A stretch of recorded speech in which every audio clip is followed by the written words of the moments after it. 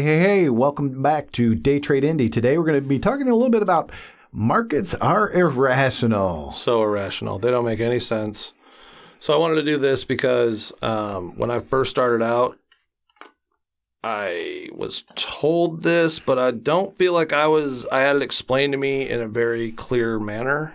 People said, well, the market can remain irrational longer than you can remain solvent, right? Like that's true, though. It's an old famous quote. So true. But a lot of people use the lingo. They'll say like, "Oh, the price was baked in," or like, "Well, what the heck does that mean?" But that's true. You know, and it is true, but you don't really know what that means. Or you'll come across things like offerings, and you'll get these giant drops, right? Mm-hmm. Well, you kind of have to do you got to do the opposite of what's logical in a lot of situations. So take earnings reports. Yeah, you got to be kind of contrarian. So take earnings reports.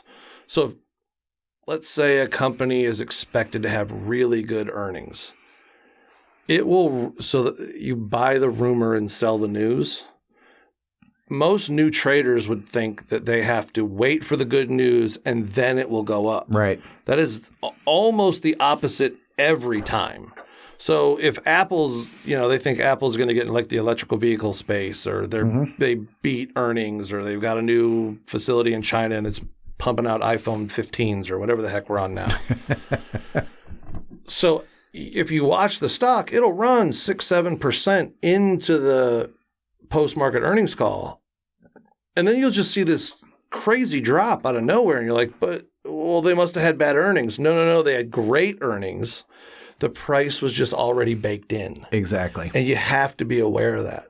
So one of my favorite things to do are wait for companies and search for companies that have just done public offerings.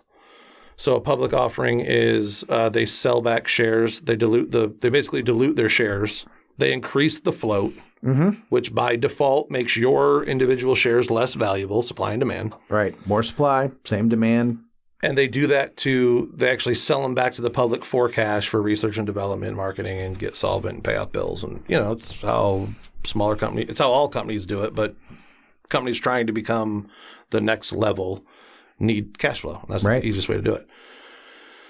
Well, after a company drops an offering and it drops like crazy, if you just wait for the bottom, it's the best in my personal experience and in my opinion, it is the best time to buy because you have just set the floor. Yep.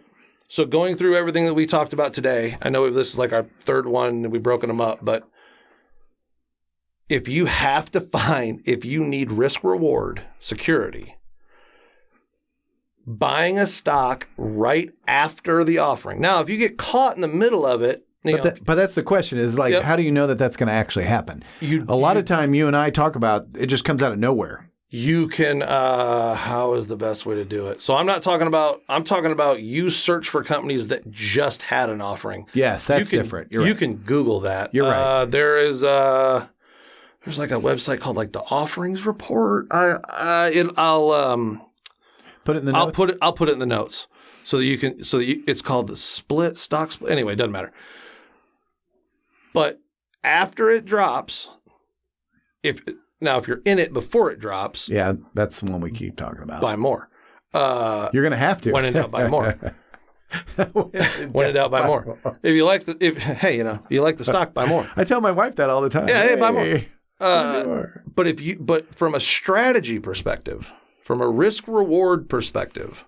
So Visl, Vislink, VISL. It's my favorite play right now. Personally, they were a dumpster fire of a company a year ago. Now they're a real company. They make the chips that project high definition video. They were on the Super Bowl cameras this year. So when you were looking at like Pat Mahomes and it was him in HD and the camera was blurred out, like Vislink makes that technology. Possible. Makes that possible. They have partnerships with every major league and brand sporting event. They're everywhere. So they've gone from nothing. They were trying, but now it's real. So it was I really liked the stock, and then they dropped a public offering because they needed to get some cash flow and get out of some debt. Well, the second that offering hit, I waited for the very bottom and just hammered it. So what was it at, and what did it drop to? You remember? My average cost basis is like $2.67, but I actually think it's been up since then. I don't know off the top of my head. But it dropped significantly. It dropped 5%. It dropped 20%. Yeah, it I dropped significantly. I think it went from like 205 to like 180 something. If look at the charts, don't quote me. I don't want to be the chart podcast, but it dropped. No, but at the end of the day, it's not just a 2% drop. It's big. But then it was a stock that I really like, that I now have a floor. That you researched and believed in. That I researched and believed in, but now I have a basement. Yep. So wherever it stops, like when it crashes after the offering and then turns back up, you can be pretty sure you're within 5 to 10% of the bottom. So that is now your risk. Everything above that is reward. Right. And that's what like you want. Christmas morning to me. Like,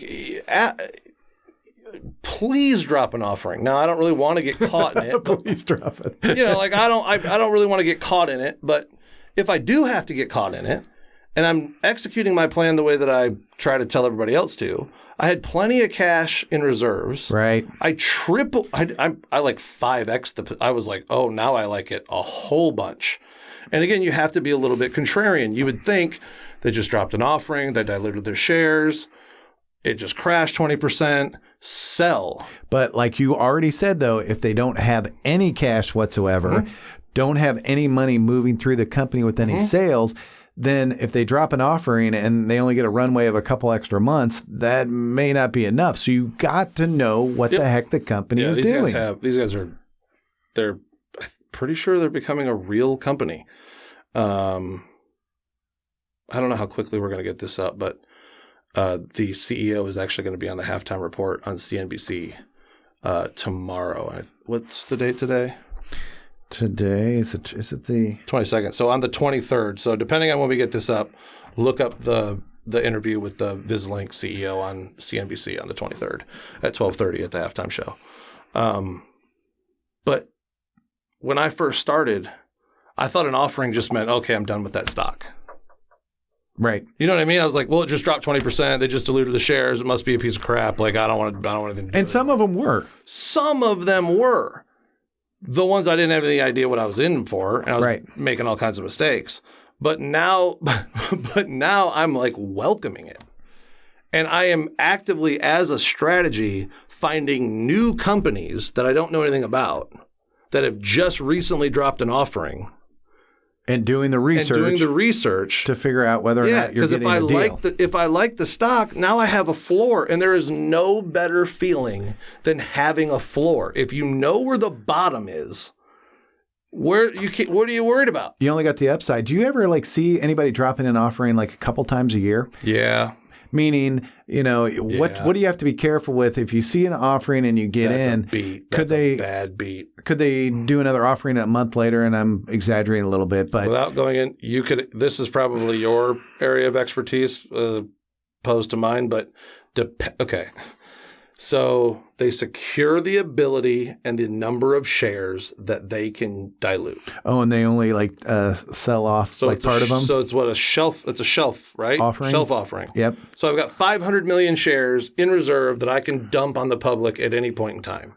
If I only dump 250 million today, I've got 250 in my back pocket. I've got 250 million in my back pocket for kind of, next time. That is filings, and that's a whole other thing. That's Ben's area. I just hit Control F and hit. Because this stuff, when we talk about this stuff, this is brand new to me, from a day trading perspective. Because the huge companies, they're just like, hey, come on, they got cash. I got cash. I can get a debt offering because any of the calculations that you do are debt offerings are almost always cheaper than equity offerings. Yep.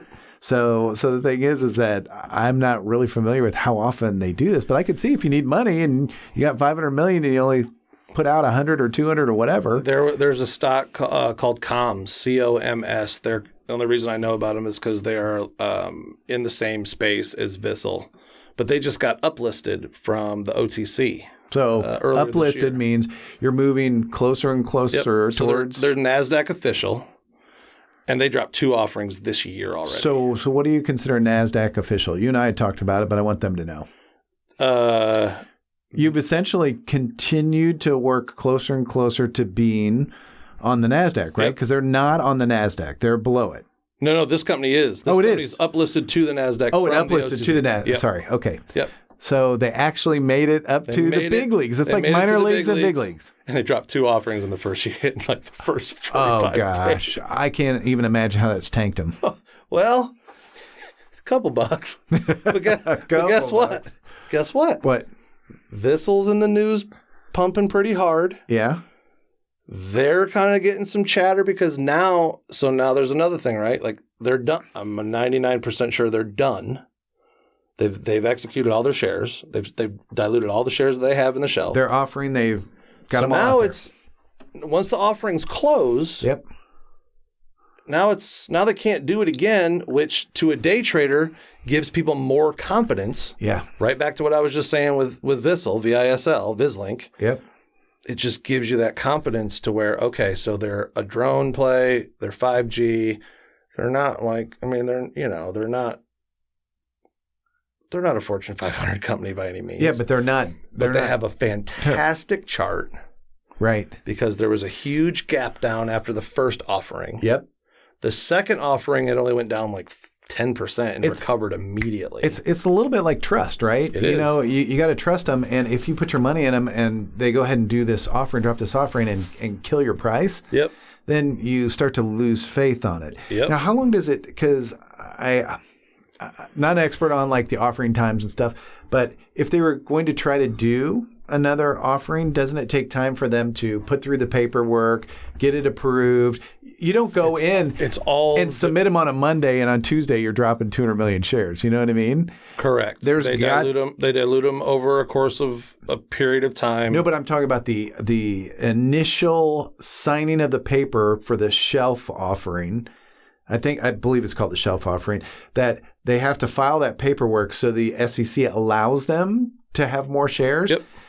But you can see that paperwork go through, but they don't, like the day they do it. S3 or an I S. forget. I forget too. But they don't do it, and then the next day they dump it on the stock market. You kind of get a little bit of a heads up, right? So everybody is made aware that they are going to dilute at the same time. Okay. And then over the next, whatever designated period of time is, whatever the next number of business days that they have to get the shares out. Gotcha. And then you will get another press release that says offering closed. Gotcha. And I may need to look at this. It's a bookend. Okay. So it's, hey, we're going to do it. We're doing it. It's going to happen between now and next Friday. And then you get another that says, oh, it's that quick. Okay. Yes. Oh, it's super quick. Okay. Because this is like new to me. It's like, this is fascinating. They'll dump how them fast. Fast. Gotcha. All right. Super fast. But again, once the offering's closed, no more dilution. And again, like accumulation and distribute, whatever, accumulate and distribute, it's all the whole thing. But once that offering's closed, if there's no more shares and they can't do it again, and it's a company that people like, and they did it to pay off debt or become cash flow heavy. Right.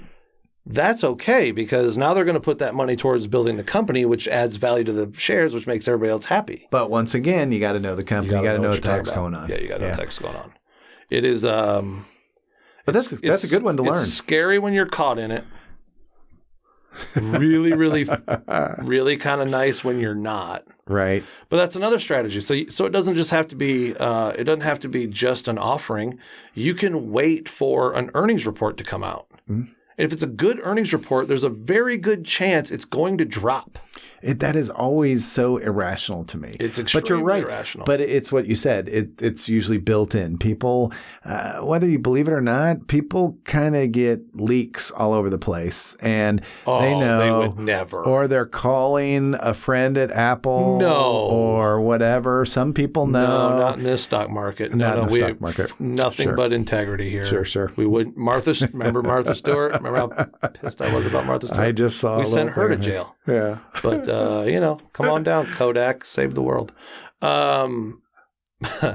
Yeah, there's definitely leaks. There's definitely people telling. There's a lot of stuff. Market makers, the people that actually run your shares. Yeah. So a lot of people think margin means that you get to play with more money. That's leverage. Mm-hmm. So if I have 5,000 in an account, they let me trade 10,000. That's leverage. That's not margin. Margin is if I make a trade now. So if I sell shares, it takes a physical 48 hours to actually complete the transaction because there are shares that have to be taken to the person who you sold them to and it has to be completed. So the way they keep liquidity in the market is each brokerage has their own shares that they can sell to me immediately, and then they go get the order filled on their end.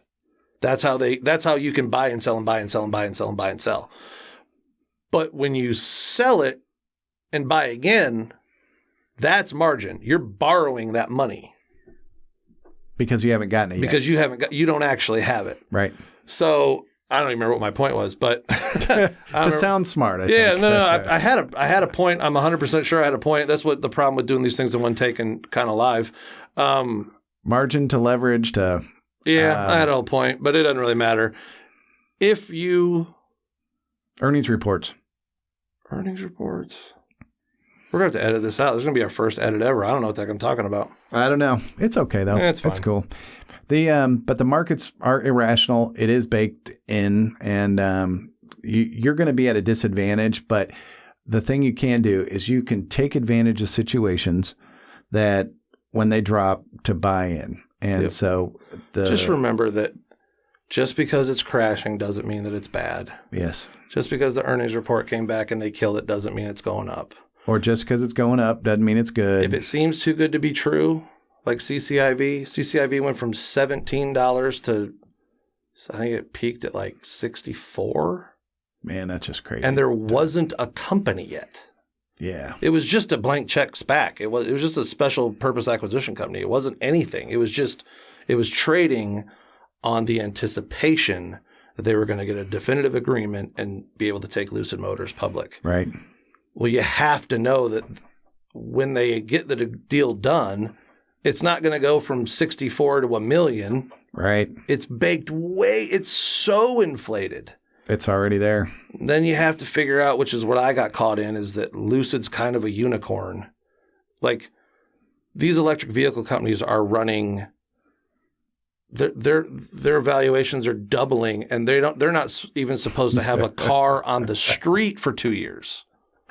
Yeah. You know, like Fisker or Nikola. Yep. They're like, yeah, well, we have one car that we drive around and show people, but we're not going to have we're not going to have cars you can buy until like 2020 2080 next year, a while from now. Lucid's got cars on the road. Lucid's ready to go. They want production. Their cars are ready, and they want to be they want to be purchased by consumers by June 1st. Yeah, I think I was looking at them too, and you can buy it. They're coming up soon. Yeah, and you can have it in June. So put some money down. So you have to kind of try to figure that out. Obviously, I don't have that down to a science because most of them are such speculation that it's like, well, how do I know if this car is going to be any good 6 years from now? Right. But Lucid's got cars, and they got them like 3 months from now. Yeah. So it's good stuff. Yeah, it's pretty good. Anything you want to end up with on this, or? No, I don't think so. I think that was a pretty good rant. Good. You got a good rant? I rambled so hard I forgot what I was talking about. Amen. That's the first. Hey, but it's getting late, and we appreciate people being here, and we'll call it the next one, huh? Cool, man. All right. Later, guys. Thanks. See you guys.